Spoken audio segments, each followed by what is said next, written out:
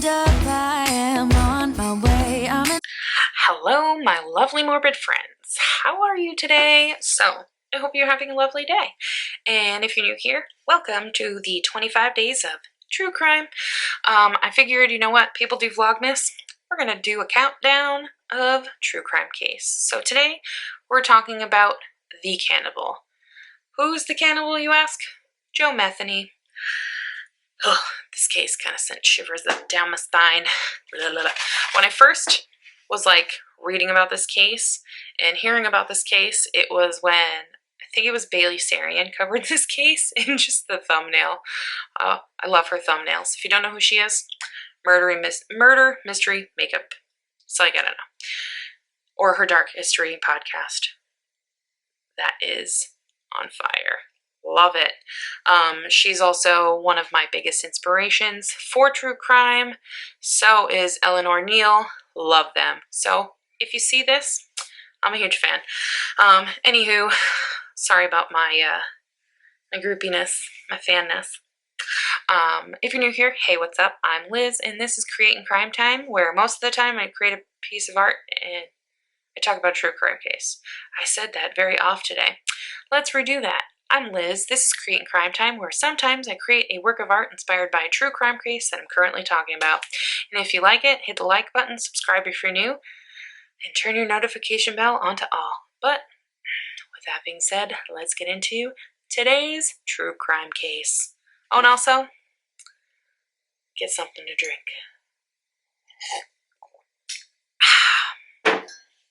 It's a fun one. So, Joe Metheny. His nickname was the Cannibal. This dude, I saw a picture of him and I was like, what? He's like a 400-pound, 6-foot tall dude. He's massive. Literally terrifies me. So he was born on the 2nd of March in 1955 in Baltimore, Maryland. What is known about his childhood is that he was severely neglected as a child, and he was one of 6 children. So his dad was a raging alcoholic. And unfortunately, when Joe was 6, his dad passed away in a car accident. Now, when his mother gave her account of his childhood, she said that the kids weren't neglected, she just worked a lot. So, because she had 6 children, she had to work 2 jobs to support the family and to keep a roof over their heads. So she was very, taken aback by what he said when he was so neglected and he didn't feel loved and all this. He just really, played that I'm a victim here card from his childhood. And his mother and his other family members didn't really agree with that because, she was there, but she had to support them. So after he graduated from high school, he ended up enlisting in the military and he served in Vietnam. And when he was in Vietnam is when he dabbled in heroin and in cocaine for the first time. And this would follow him in his life, being an active user. When he was discharged, he was still actively doing drugs, but he would meet this woman and he would meet sex workers. He would have sex with these sex workers and he would just use drugs, and he lived in the homeless population in Baltimore, and he literally he felt home with these homeless people. And through living here is when he would meet his wife, and they would eventually fall in love and they would get married and they would have a child. And so his mom, when he was finally arrested for the crimes that he did, his mom stated that he just kept drifting further and further away the harder he got into his drugs and with the crimes he committed.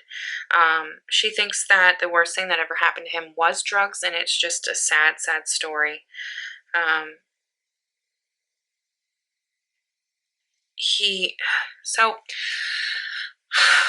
They don't really say what his wife's name is, so I don't really know what to call her, so I'm just going to say wife. Yeah, him and his wife, they met, fell in love, and they had a child. Well, he started working as a truck driver, so he would leave home to work, and she would be at home with their son. And she was also an active user, so she was still using while her son was in her care. And Joe was still using. So when his son turned 6, Joe had returned home from a shift, and he found nothing when he came home. Literally nothing. There was no furniture, his wife wasn't there, and his son wasn't there. Everything was gone. I mean, he was alarmed by this, and he didn't go to the cops right away because, I mean, he's an active user and she's an active user, so they'll just jail them both for being an active user and then take their son away. After about 6 months, there was no sign of them. He couldn't find them, and he was still actively, heavily using heroin, which heroin for him fueled his rage and really, brought it out and heightened it to the 10th degree. He was super angry and super pissed when he was on heroin. So he went to purchase more heroin. He ended up asking one of his homeless friends if they've seen his wife, and this is when he learns his wife left him for another dude and took their son and moved across town. Well, after he talked to more of his homeless friends, they informed him that his ex-wife is living under a bridge, basically prostituting herself to get more drugs, and their son was taken away due to neglect and abuse. This is when he gets so upset, super upset. Now, mind you, he's still being fueled by his heroin, which is fueling his rage. So he goes to this bridge where she is said to be, and he finds 2 homeless men there. And what he does is, while saying that he wants to purchase drugs, he asks them if they've seen his wife. So mind you, super rageful, super angry when he asks these dudes, and they say they haven't seen her, and he doesn't believe them at all. So what happens is in his mind, he believes that they sold her drugs and they had sex with her. So Joe, with this information, goes to leave, but instead he turns around, grabs an axe, and hacks both of the guys to death. Even though they said they haven't seen her, he believes that they did and had sex with her, and then he kills them. So after he kills them, he ends up calling over a sex worker that's walking by and asks her if she's seen his wife. Well, obviously she didn't, and he's not satisfied with an answer, so he then beats her and murders her. And also he sexually assaults her. And after he's done killing her, he then hears somebody else, so he panics. He literally takes her body and throws it behind a bush. He kills the person that he heard. So he's now not just in that rageful state of being high on heroin, he's also in the paranoid state. I don't mean to giggle. Because he's super paranoid but super angry at the same time. It's such that switch. If you've ever known a person that has been heavily into drugs, then you'll kind of understand the comedy behind this switch, even though it's not funny seeing them inebriated. But you just know how to handle that person in that situation. If somebody was near him that could literally calm him down, none of this would have happened, and he never would have killed all of the sex workers and homeless men. But anywho, so after he kills that person he heard, he notices that there's a dude fishing on the I think it was a pond that they were at, or the river that they're on. Yeah, it was a river. Sorry. He ends up seeing a fisherman. No. So After he sees this fisherman, he's super paranoid that he may have seen him kill the sex worker, that other person, and the two homeless guys. So what he does is he kind of lures the fisherman towards him, and he finds a pipe and then proceeds to kill the fisherman with one blow to the head. Literally, like, hits him, and it's instant death. He killed 5 people within, I think it was like 7 hours. Yeah. So one of the homeless men he killed, he left on the mattress that was there in the little camp. But he cut off his head and he buried it.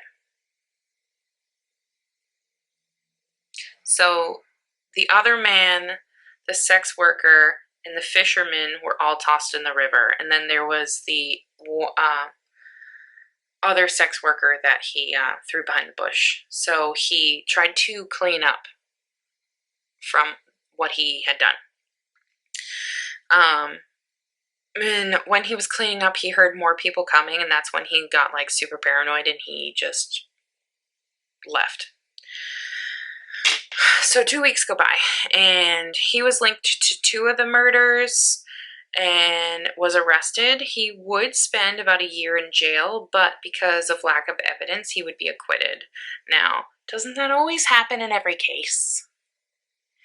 So, Joe, during the time he was incarcerated, like in jail, I wouldn't say fully incarcerated, while he was just kind of hanging out in a holding cell, he understood that he really enjoyed committing murder.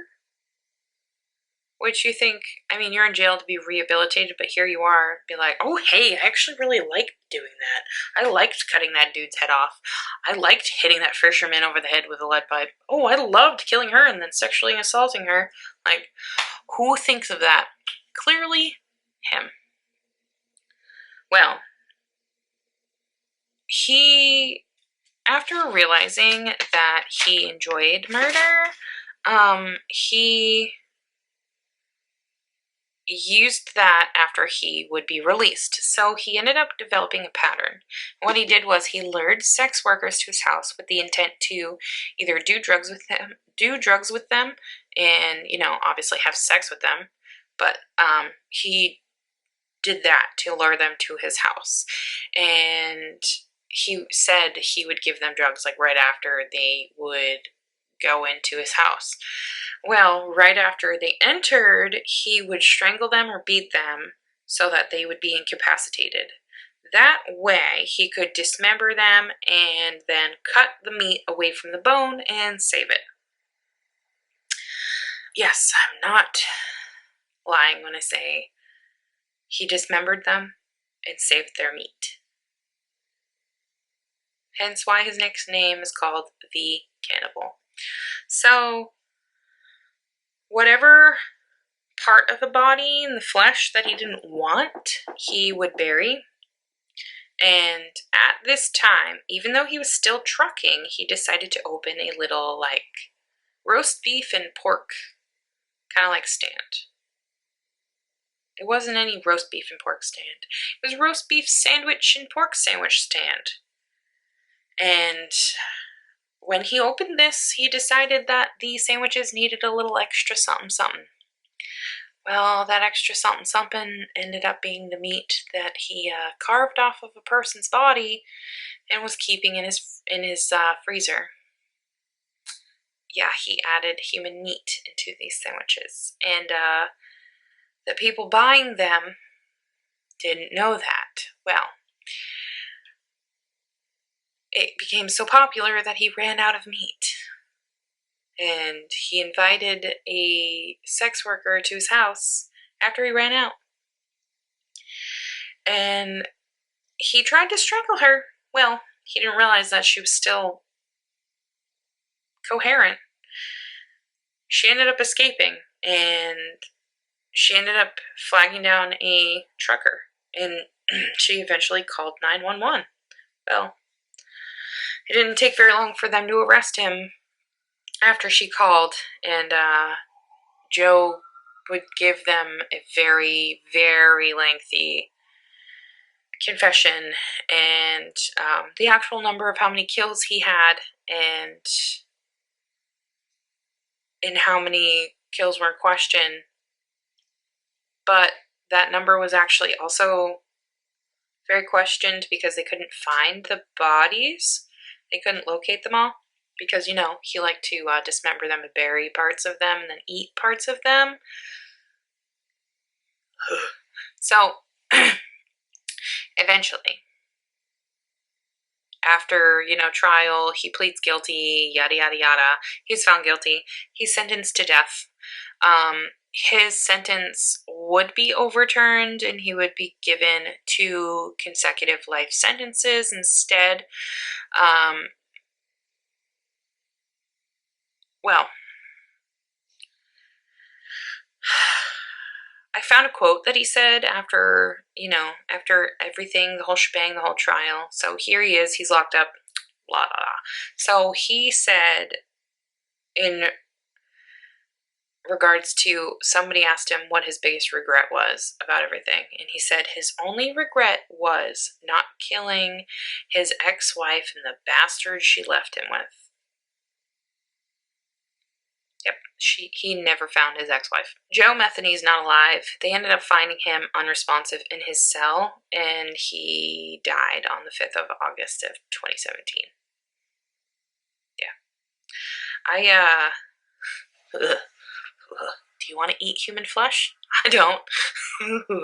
I mean, not even gonna say what I was going to, what I was thinking. But I hope you guys enjoyed this true crime case of Joe Metheny. Unfortunately, and I feel so weird about just calling them sex workers and homeless people, but there's no names associated with these people. That's another reason why they couldn't really charge them with anything, because they didn't have any names. But so I mean no disrespect if any of them are your family members, if you're watching this. I don't mean to disrespect them. They literally don't list any names. So with that being said, I hope you guys enjoyed today's true crime case. If you did, hit the like button. Don't forget to subscribe, and I will see you tomorrow with another day of our countdown of 25 days of true crime here on Korean Crime Time. Bye, you guys. Motion.